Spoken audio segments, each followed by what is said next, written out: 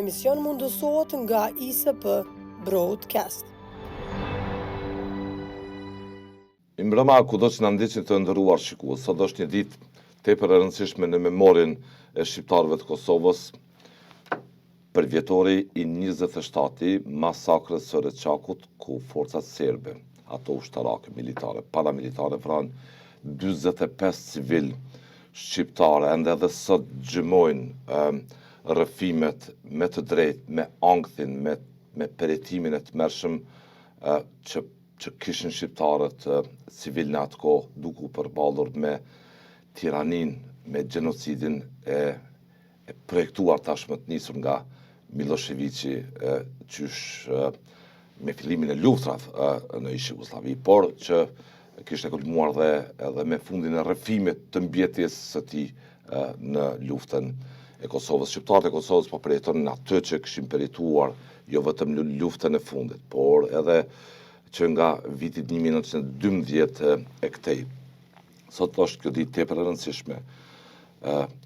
U provuan vitin 2019 përmes një rezolute të adresoj vullneti politik që kjo të hyjë në kalendarin e festave zyrtare të njësit dita e gjenocidit serb në Kosovë, me qenë se kalendari e festave zyrtare duhet të ndryshoj me 2/3 e vota përfshirë dhe votën e dyfisht të pakicave, atër kjo gjë ende nuk ka arritur. Kam të ftuar këtu në studio njërin prej aktivistëve, veprimtarëve nga Lugina Bresheve, që është gjatë në Zvicër, e që është një kontributor i rëndësishëm i mirëmbajtës së gjithë kësaj memori, i përpjekjes për rezistencë, i luftës së UÇK-s, i logos së UÇK-s, i dizajnimit gjithë asaj simbolike ku sot me shumë krenari mbahet. Edhe kjo që mbajon lule 4 petalet e kuqe që përfaqëson simbolikën e gjenocidit serb në Kosovë, po ashtu mban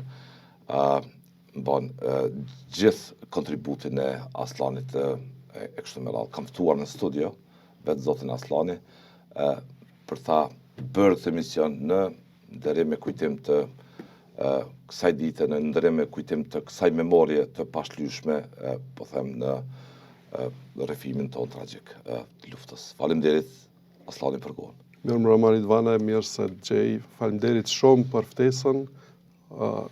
Ju uroj sukses në punën tuaj. Jam i nderuar që jam në emisionin tuaj. Kjo është një ditë e rëndësishme, Aslani, në memorien tonë. Shumë e rëndësishme që nuk bën asnjëherë të harrohet. E keni ideuar dhe këtë dizajn tepër të çmuar, lulen 4 petalet e kuqe që simbolizojnë 4 llojet e mënyrat e krimit e gjenocidit që kishte bërë Serbia në Kosovë. Në dritë të shënimit të masakrës së Reçakut. Sa ka rëndësi për ju, Aslani, që kjo shoqëri të mobilizohet dhe më shumë pikpamje, edhe institucionale, dhe jo vetëm institucionale, që të adresoj më forcërisht gjenocidin serb në Kosovë? Po është shumë e rëndësishme që ne së pari të krijojmë vetdijen që këtë çështje ta adresojmë kudo që kemi mundësi. Është shumë e rëndësishme që me kudo që flasim dhe duhet të sqarohemi në radhë të parë me vetveten se ajo çfarë ka ndodhur në Kosovë ka qenë e planifikuar, e projektuar për të shkatërruar shqiptarët. Sipas normave ndërkombëtare, kjo është e sanksionuar si gjenocid.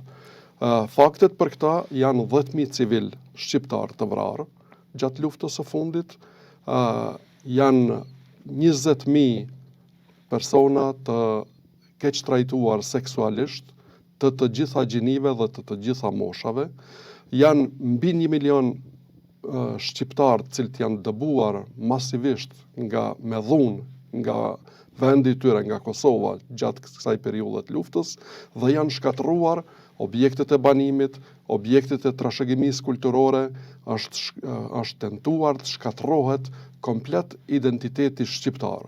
Domethënë, cak i shkatërimit që është projektuar në Beograd kanë qenë shqiptarët.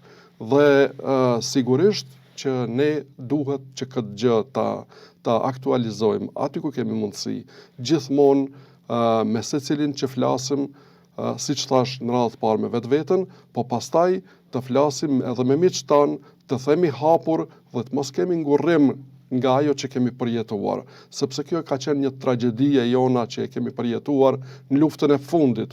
Nuk ka qenë hera e parë që ne kemi përjetuar gjenocidin nga Serbia. Hera e parë ka qenë në vitin 1878, pastaj në vitin 1912 e këndej, gjatë luftës së dytë botërore dhe së fundmi në luftën e fundit më 1998-1999, pa hyrë në periudhat e ndërmjetme që kanë qenë gjithashtu teje të vështira për shqiptarët. E kujtojmë ne si gjenerat, e kujtojmë jashtëzakonisht mirë periudhën e Miloševićit, kur të kesh qenë shqiptar ka qenë një sfidë e vërtet. Vetë fakti që je identifikuar si shqiptar, policit i është lejuar të maltretoj, të burgos, të rrahë në rrugë, të bëj me ty çfarë të doj, dhe e drejta ajo të inxhineruar, jo vetëm nga Miloševići, absolutisht, po që nga Serbia e hershme, për zhdukur shqiptarët nga ky habitat, nga ky midis gjeografik. Pikrisht, po. Prandaj e përmenda inxhinerik edhe akademik. Prandaj e përmenda vitin. Dhe ka arsye gjitha parametrat që janë që të trajtohet si gjenocid ajo çfarë ka bërë Serbia në Kosovë, që nuk është aktualisht. Absolutisht. Është kuvendi i Kosovës i pari që ka cilësuar si gjenocid veprimin e forcave serbe në Kosovë dhe ka caktuar 15 janarin si ditë e përkujtimit viktimave të gjenocidit. Siç e thatë edhe ju, zyrtarisht në kalendarin e shtetëror për të shënuar këtë datë, ndoshta nuk është, por ne e trajtojmë si datë shumë të rëndësishme, si datë edhe që përkon me masakrën e Reçakut, me qenë se masakra e Reçakut është akti gjenocidar që ka ndodhur në Reçak, ka lëvizur krejt botën demokratike dhe bota ka kthyer syt kahne. Dhe që nga ai moment ne jemi marrë në mbrojtje, jemi parë ashtu siç kemi qenë dhe bota nuk ka mund të mbyll syt para krimeve që po ndodhin në Kosovë. Ma vonë edhe pas masakrës së Reçakut kemi edhe një numër shumë të madh, me numër edhe më të madh të viktimave se sa në Reçak. Mirë po, Reçaku ishte ajo që e sensibilizoi botën. Shkëndija Çelekundi gjithë vëmendjen dhe ktheu ka ne gjithë reflektorët e vëmendjes interesimin e komunitetit ndërkombëtar, kur ngriti gjithë botën demokratike që të ndalë tiranin.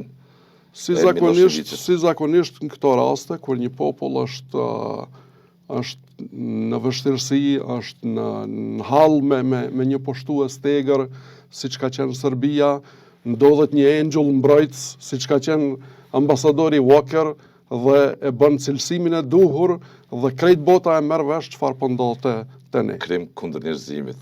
Po, ai e ka cilësuar atëherë si krim kundër njerëzimit me shumë vetdije, duke e ngritur në nivelin nga krimet luftës që trajtoheshin atëherë krimet luftës, në nivelin e krimit kundër njerëzimit, që ishte një nivel më i lartë, mirë po në fakt ajo çfarë ka ndodhur në Kosovë dhe që duket më vonë edhe pas masakrës së Reçakut, me masakrën e Mejës, me masakrën e Krushës, me transportimin e kufomave të shqiptarëve, fshehjen e tyre në varrezat masive në Serbi, gjithkund kemi akoma, e dini ju, kemi 1600 shqiptar fatit të cilëve akoma nuk dihet, janë të zhdukur me forcë, dhe gjitha këto e kanë dëshmuar se në fakt këtu kemi pas të bëjmë me krimin e gjenocidit. Se krimi i gjenocidit është shkalla më e lartë e krimeve që mund trajtohet. Nuk është numri se shpesh herë ne mendojmë kur flasim për gjenocidin, themi duhet kanë 6 milion si që kanë pasur hebrejt. Ata kanë pasur, nuk dojmë të krahasojmë gjenocidin që kemi përjetuar ne me gjenocidin që kanë përjetuar gjatë luftës së dytë botërore hebrejt. Se do të kishte qenë padrejtësi shumë e madhe sikur ta bënim këtë krahasim. Por për ne ka qenë shumë e dhimbshme, sepse Paramendoni 10.000 viktima civile, unë po flasë për viktima civile. 400 masakra. 400 masakra. Shumica e popullsisë Kosovës, mbi 1 milion, e atëherë parashihet që Kosova duhet të ketë pasur rreth 1.400.000 banor që kanë jetuar në Kosovë. 1 milion banor janë dëbuar nga Kosova. Paramendoni një vend si kur Gjermania t'i dëbohi shumica e popullsisë, çfarë përmasash do të kishte kjo. Ne jemi vend i vogël, aq sa ka qenë shumë e lëmshme, i dini ato skenat në Blac, i dini skenat në Kufi, kur forcat serbe i dëbonin shqiptarët dhe në Kufi ua shkatroni identitetin, dokumentet e identifikimit. Nëse ty të mungon dokumenti i identifikimit, me çka e dëshmon që je Ridvani, nëse unë nuk të njoh ty, ose si do të dëshmoja unë që jam Adnani. Kjo simbolike dizajnuar përfason një përmbledhje kuptim plote të gjithë përjetimit të gjenocidit shqiptarëve nga 1878 e këtej. Do doja edhe një shpjegim për publikun, për audiencën, rëndësinë që ka të mirëmbajtur kjo memorie nëpërmjet këtij dizajni, po them, kuptim plot. Simbolika është shumë e rëndësishme. Shiko, ne kemi zgjedhur një lule e bukur që jeton shumë shkurt, ashtu siç edhe më të dashurit tanë e kanë pasur jetën e shkurt, që ja kanë pre në gjysmë, bile madje edhe shumë herët, kemi edhe shumë fëmijë, mbi 1390, diçka fëmijë janë të vrarë, të masakruar, paramendoni. E të gjitha këto, ne kemi menduar që t'i përmbledhim me një simbol. Lulkuqja me 4 petale, e kemi vendosur që të ketë 4 petale për shkak se janë të njohura 4 format krimit që Serbia ka kryer në Kosovë. Njëra petale përfaqëson vrasjet masive, mbi 10.000 civil shqiptar të vrarë. Petalja tjetër përfaqëson dhunën seksuale ndaj më shumë se 20.000 personave të gjinive edhe të moshave të ndryshme. Petalja tjetër është dëbimi masiv, spastrimi etnik i Kosovës, ose si që quan kryetari i qendrës Bardyl Mahmuti, etnisko qeshqenje, sepse është shumë karakteristike kjo. Dhe petalja tjetër, e 4ta përfaqëson shkatrimin e objekteve, trashëgimisë kulturore, identitetit shqiptar. Dhe siç mund ta vëreni me kujdes, në mes të lulkuqës, në vend të atyre kokrave të zeza, janë të përfaqësuar burra, gra, vajza e djem, domethënë të gjitha moshat e të gjitha gjinit janë të përfaqësuara, këto janë viktimat e gjenocidit, të cilat janë të vendosura në formë rrethore, sepse janë në vuajtje të përhershme, si dhe janë në formë rrethore për shkak se së bashku kërkojnë drejtësi.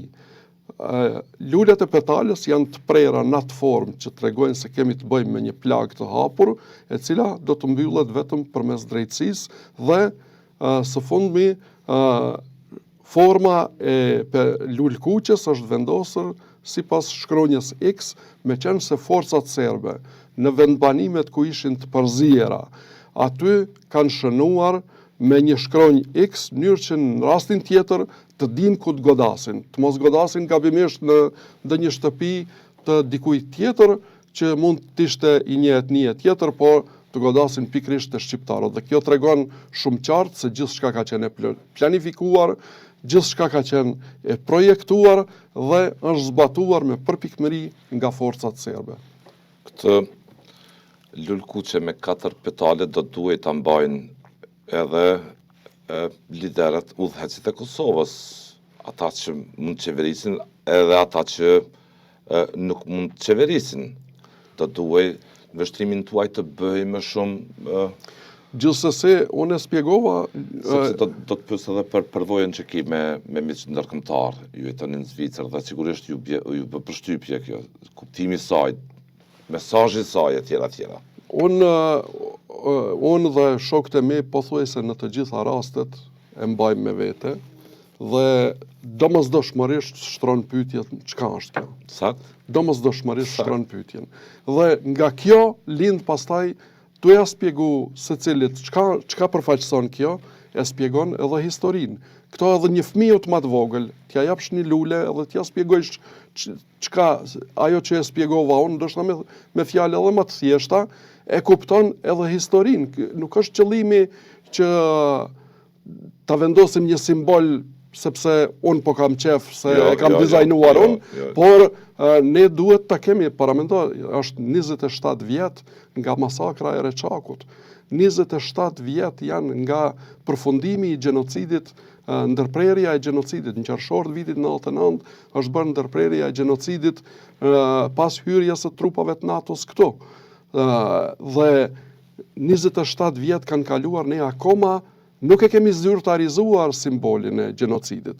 Neve vitet po na ikin dëshmitarët, po na rrallohen gjithnjë më shumë faktet që i kemi pasur të freskëta dhe po nuk i kemi më në dorë. Prandaj ne duhet të bëjmë hapa shumë të shpejt edhe shumë të rëndësishëm që kjo çështje të ecë përpara. Nuk them që ne të ngutemi e ta bëjmë një padi kundër Serbisë shkeleshko, sepse kjo çështje duhet analizohet mirë. Mirë po, grumbullimi i fakteve, sensibilizimi i opinionit, bisedat me miqtë tanë, me ata që e mirë kuptojnë, sepse ata e dinë jashtëzakonisht mirë çfarë ka ndodhur në Kosovë, sikur të mos e dinin ata çfarë po ndodhte në Kosovë, nuk do të intervenonin ushtarakisht këtu. Intervenimi i tyre është bërë për shkaqe humanitare, sepse nuk kanë mundur të mbyllin syt para një tragjedie çfarë po përjetonte populli i Kosovës. Dhe ne kemi qenë me shumë fat që kemi pasur miq kaq të rëndësishëm që na kanë ndihmuar si Shtetet e Bashkuara të Amerikës, Britania e Madhe dhe gjitha vendet e NATO-s, Gjermania, Italia, Franca, të gjitha vendet kanë qenë në anën tonë dhe konsideroj se akoma janë në anën tonë, por duhet të flasim hapur me ta. Jeni shumë inkurajuar me mirëmbajtjen e gjithë kësaj memorje që s'bën të harrohet fare se çfarë ka ndodhur në Kosovë, me mënyrën se si mirëmbahet kjo memorje, qoftë nga elitat politike, kulturore, akademike, e tjera, kështu me radhë. Unë ja kam lakmi popullit hebrej se si e ruan kujtesën kolektive. Them drejtën, ata nuk kanë më nevojë as të bëjnë filma, as të bëjnë libra, sepse gjithë bota e din, tashmë nuk ka asnjë dilemë nga ajo çfarë ka ndodhur gjatë luftës së dytë botërore me ta. Mirë po, për çdo vit ke ose filma, ose libra, filmi i fundit është për procesin e Nürnbergut. Po. Për çdo vit ke me 10 libra të botuar për këtë çështje. Ata kanë nevojë akoma të rrëfejnë. Ne themi bota e din çfarë ka ndodhur, mirë është. Ose shumë po merreni me luftën. Po, mos u merrni me luftën. Ne duhet, pse është e rëndësishme që ne të merremi me këtë çështje? Sepse kjo është bazamenti i lirisë sonë. Nëse Serbia do t'i kishte pas të gjitha të drejtat në të cilat ajo thirret, të drejtën historike, të drejtën juridike, gjitha ato të drejta sikur t'ja japim asaj t'i kishte pas, nga fakti që Serbia ka planifikuar dhe ka zbatuar gjenocidin kundër shqiptarëve në Kosovë, ajo i ka humbur ato të drejta. As nuk i ka pas, por edhe sikur t'i kishte pas, i ka humbur nga fakti se ka kryer aktin e gjenocidit ndaj një populli të pambrojtur.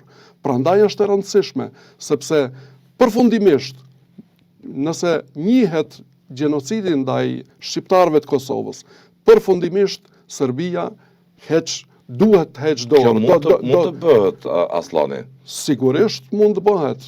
Shikoni, po ne thash që një proces mirëfillje administrimit si duhet gjitha provat dhe atyre që po janë aktuale, sepse njerëzit mund të mos jenë në jetë, por krimet e luftës nuk vdesin asnjëherë. Apo jo? Jo, nuk. Por provat, dëshmit, administrimi i tyre mund të dobësohet me kalimin e kohës, mund të vdesin njerëz, mund mos jetë procesi mirë administruar e tjera.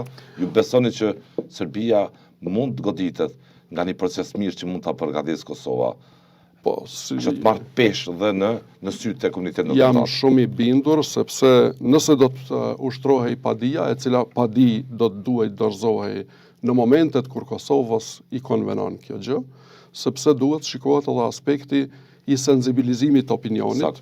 Është shumë e rëndësishme kjo që po them që opinioni publik ndërkombëtar, gazetarët dhe sidomos qendrat e vendosjes, ata aktorët politik të vendeve të ndryshme në Shtetet e Bashkuara të Amerikës, në Britani të Madhe, të tregojnë mirëkuptim për këtë gjë.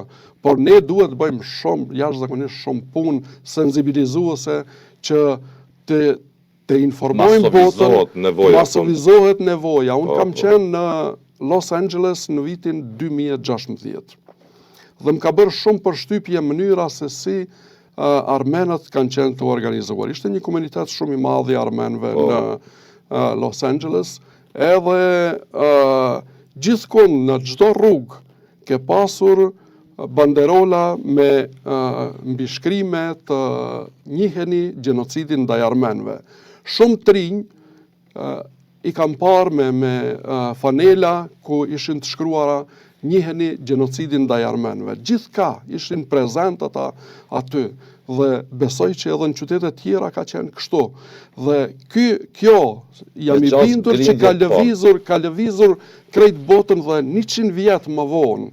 100 vjetë më vonë, më duket në periudhën e presidentit Biden, ai u njoft gjenocidin ndaj armenëve, që perandoria osmane në atë kohë kishte kryer në vitin 1915. Unë uroj që ne mos na kalojnë 100 vjetët, mos na njihet gjenocidi që kemi përjetuar, tragjedia jonë, por shpresoj që ne mobilizohemi të gjithë. Kjo është një thirrje jo vetëm për institucionet, në radhë të parë sigurisht për ata, por është në thirrje për gjithë shoqërinë civile, për Akademinë e Shkencave, për partitë politike, për gjithë, domethënë, vetëm vendosja e lulkuqes se jep një mesazh. Pastaj për kujtimi i viktimave, ne sot për shembull në qendër të Prishtinës kemi ndezur qirinj në ora 19:30 dhe na janë bashkuar qytetarë të ndryshëm. Shpresojmë që edhe në qytetet tjera të ketë pasur një masovizim të shënohet 15 janari, sepse duke e shënuar 15 janarin, duke ndezur një qiri, ne jo vetëm që kujtojmë viktimat e gjenocidit, po ne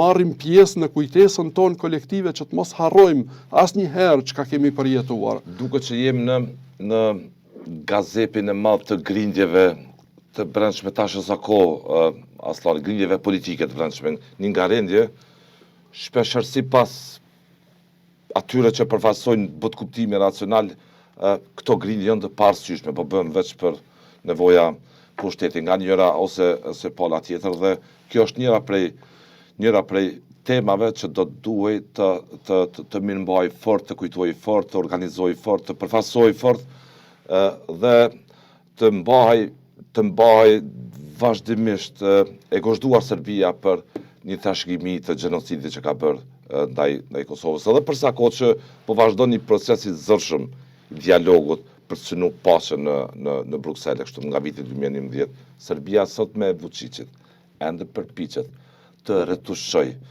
rrëfimin se çfarë ka ndodhur në Reçak. Kemi një Serbi pas një diskutim të pa denacifikume.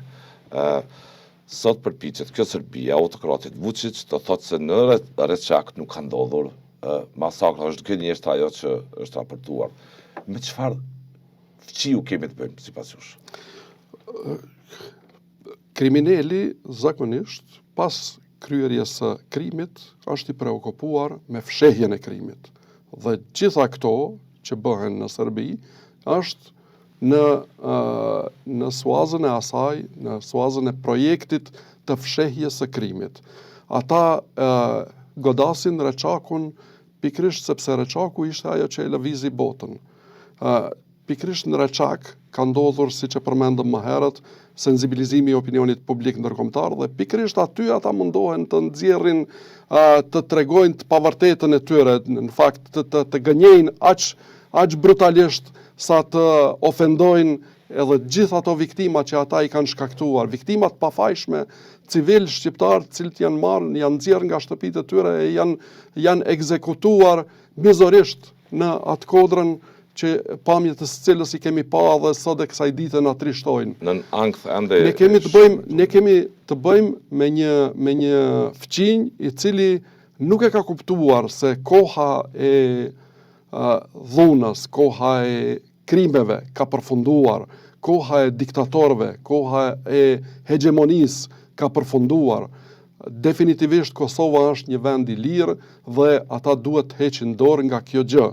Por që ne nuk mund të bëjmë më shumë se të kërkojmë, të tregojmë ato që kemi përjetuar. Prandaj është shumë e rëndësishme, siç e përmend edhe ti, që grindjet politike në këtë aspekt, kur është çështja e gjenocidit, kur është çështja kaq e rëndësishme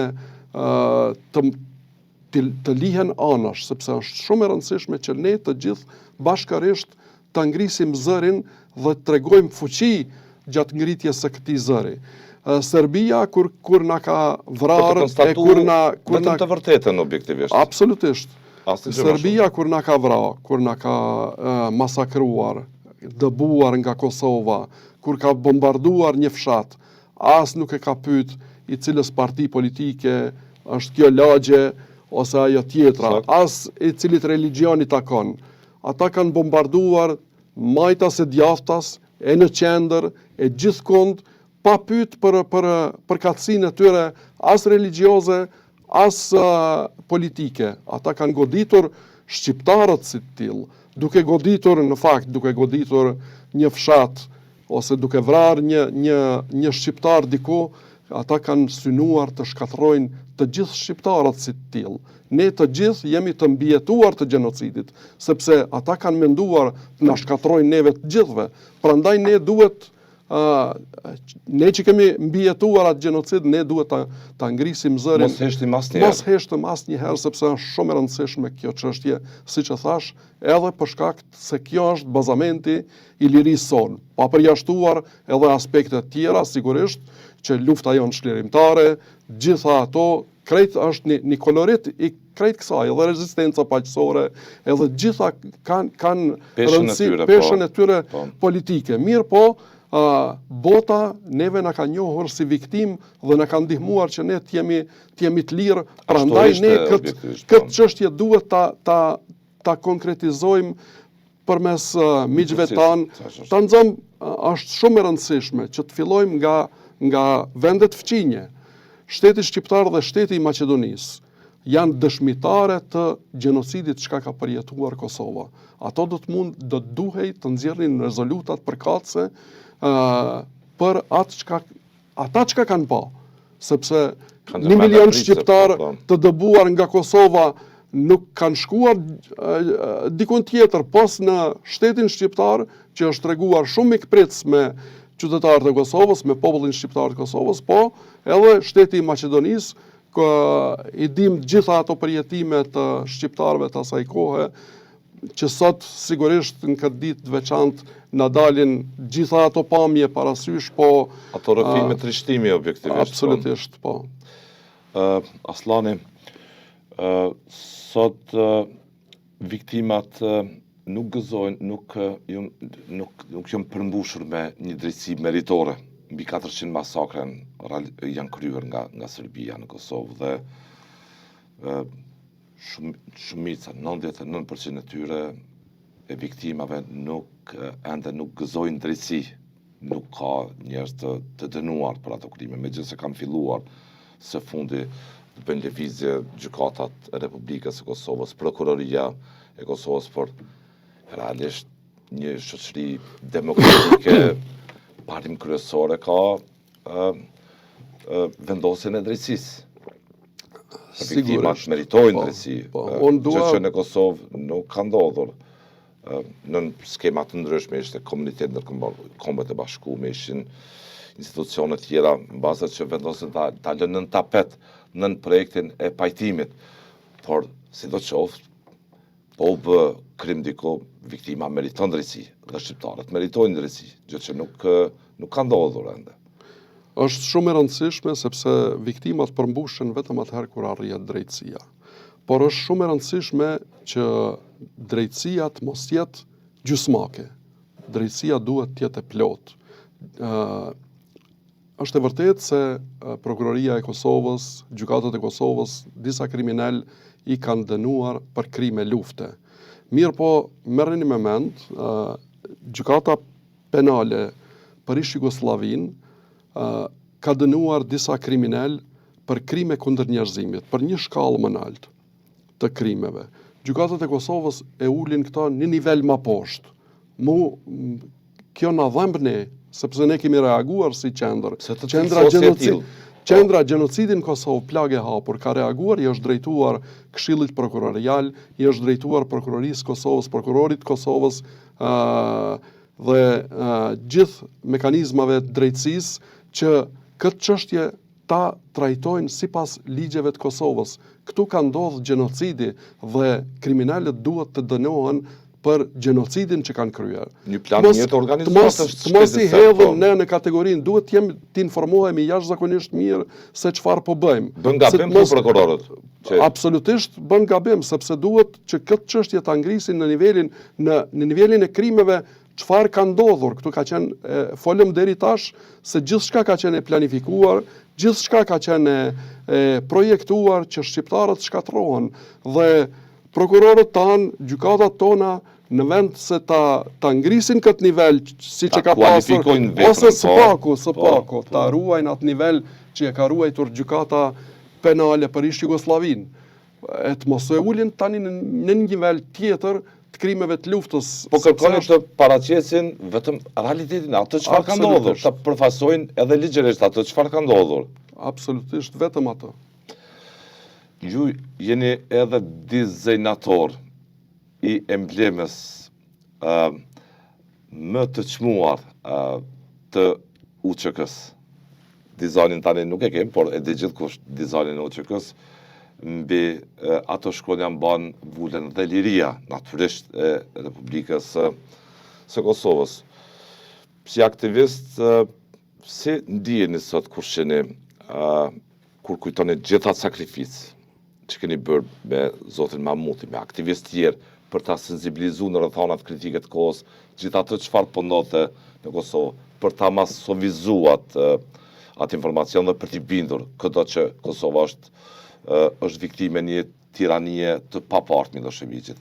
Kur të shihni sot zotin Thaçi, Veseli, Krasniqi, Selimi, duke u përpallur me atë proces, është fundit i procesit. Tani në shkurt janë edhe seancat e fundit, 15-16 shkurt. Që përshtypje keni? Është shumë e dhimbshme që Kosovës i është imponuar një gjykatë e këtij lloji, sui generis, një gjykatë në fakt raciste, sepse trajton vetëm krimet e supozuara që gjoja pas kanë kryer shqiptarët.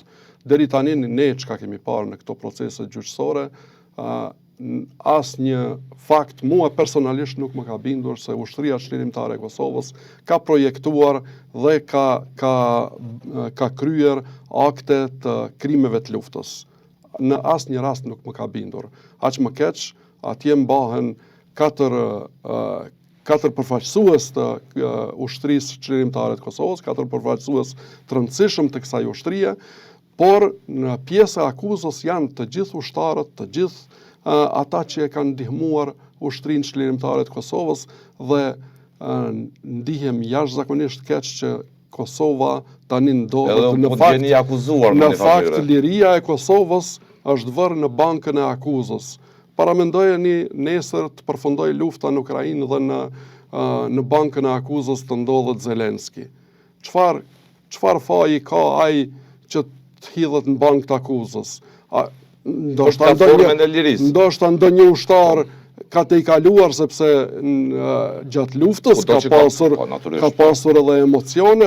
Duhet ta kuptoj ndërmarrje për bashkët kriminale, nuk ishte platformë të tillë. UÇK-ja nuk ka pasur, është lufta më e pastër e mundshme që është bërë ndonjëherë. UÇK-ja jo vetëm që nuk ka kryer krime, UÇK-ja as nuk ka pranuar të financohet nga burime dyshimta, as nuk ka pranuar luftëtar të jashtëm të cilët mund ta kanalizonin në një drejtim fundamentalist ose ku ta di unë çka.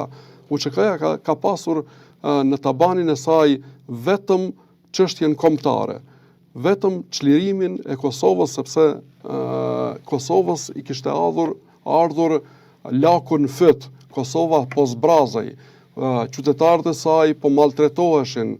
Ne ishim qytetar jo trendit dytë, po ishim trendit të fundit dikon, nuk na trajtonin as për njerëz. Prandaj ishte domosdoshme lindja e UÇK-s. Prandaj ajo që po ndodh në Hag, e që nisi në Hag me gjykatën speciale nuk përputhet fare me rrethonat e kohës. Me mënyrën se si organi akuzës ndërthoi akuzën ndaj udhëheqësve të UÇK-s. Dhe po e shoh që edhe ju po ndjeni disi je akuzuar nga prokuroria. Sigurisht po, sepse secili të gjithë ata që kanë dhënë një kontribut sado të vogël për këtë luftë janë pjesë e akuzës. E kjo është liria jonë, është përpjekja jonë. Lufta e ushtrisë çlirimtare të Kosovës është kryengritja më e fuqishme e shqiptarëve të Kosovës, kryengritja antipushtuese e shqiptarëve të Kosovës. Nuk ka pasur një kryengritje më të fuqishme se ajo e ushtrisë çlirimtare të Kosovës. Dhe përveç që ka qenë e fuqishme, edhe ka qenë kryengritja më e suksesshme, sepse ka rezultuar, edhe falë ndihmës së miqve tanë, ka rezultuar me lirinë e Kosovës. Kjo është hera e parë që Kosova e gëzon lirinë. Dhe fundin e këtij procesi e pritni? Unë uroj që gjykatësit të mendojnë jashtëzakonisht mirë se çfarë po bëjnë, dhe kjo nuk është ndonjë kërcënim ndaj tyre, po ata duhet të kenë parasysh përjetimet ne që kemi pasur dhe shkallën e dhunës që është ushtruar këto dhe gjenocidin që është ushtruar ndaj shqiptarëve të Kosovës, dhe të mos e bëjnë gabimin në asnjë mënyrë që krimet që ka kryer Serbia këtu të barazohen me disa krime të supozuara dhe në fakt të gjykohet krejt ushtria çlirimtare e Kosovës si gjoja fajtore për shkaktimin e luftës në Kosovë. Ushtria çlirimtare e Kosovës nuk e ka nisur luftën për pikë qefit, sepse ka pasur ka qenë domosdoshme, sepse ne nuk kishim më asnjë rrugë tjetër. Të gjitha rrugët ishin shterrur. Kemi provuar me mjete paqësore, kemi provuar gjitha format, por asnjëra nuk pat sukses. Prandaj doli UÇK-ja dhe ju dha një pikë kësaj çështje. Aslani, të falenderoj shumë për kohën. E përfunduam këtë emision me këtë temë, sepse është tepër më rëndësi për historikun e kryengritjes tonë kundrejt tiranisë së Miloševićit, dhe edhe dëshmitarët ndërkombëtar nga State Departamenti Amerikan, ish zëvendësimi sekretari James Ruppin, Chris Hill, Clark, gjithë tjerët që dëshmuan natyrisht dhe me leje të Shtetit të Bashkuara të Amerikës, e thanë qartë që ne kishim aleatë UÇK-n, kishim një qëllim, ta ndalim tiraninë e Miloševićit dhe ndërtojmë një vend demokratik të lirë ku respektohen drejtat dhe liritë e njerëzit. Ky ishte udhëheqësi që bashkëpunonim, zoti Thaçi dhe tjerët natyrisht, por që asnjëherë nuk e kishin menduar se UÇK kishte në basamentin e saj platformën për të imituar regjimin e Miloševićit për shkelje të drejtat njerëzit. Absolutisht jo, dhe pas administrimi prova mund shihet me kujdes nga trupi gjykues në mënyrë që të mos ndikohet vendimarrja nga provat e dorëzuara nga gjykatat dhe prokuroria e Serbisë. Unë uroj që kjo çështje të të përfundoj ashtu si është më smiri dhe gjykatat jap verdiktin e saj pozitiv dhe të lirohen jo vetëm ata si fizikisht, sepse vërtet është shumë tragjike që mbahen që 5 vite në burg. Unë kam qenë vetë i burgosur politik, por këto rrethana në ato rrethana kur unë kam qenë i burgosur politik, them se ka qenë më lehtë se tani, sepse tani Kosova është e lirë dhe ty gjykohesh për lirinë cilën e ke fituar. Uroj që gjykata të vendos në lirimin e tyre dhe të jap një mesazh shumë të fuqishëm se popujve nuk mund të gjykohet lufta për liri. Zotëni Adnan Aslani, të falenderoj edhe një herë për kohën që gjetë t'jesh me mua në këtë intervistë për të përmbledhur, shënuar, si me thënë, gjithë këtë epokë të tragjedisë, rëndësinë e përkujtimit saj që të mos harrohet asnjëherë. Faleminderit shumë. Faleminderit edhe prej jush për mikpritjen e ftesën edhe bisedën. Lutem.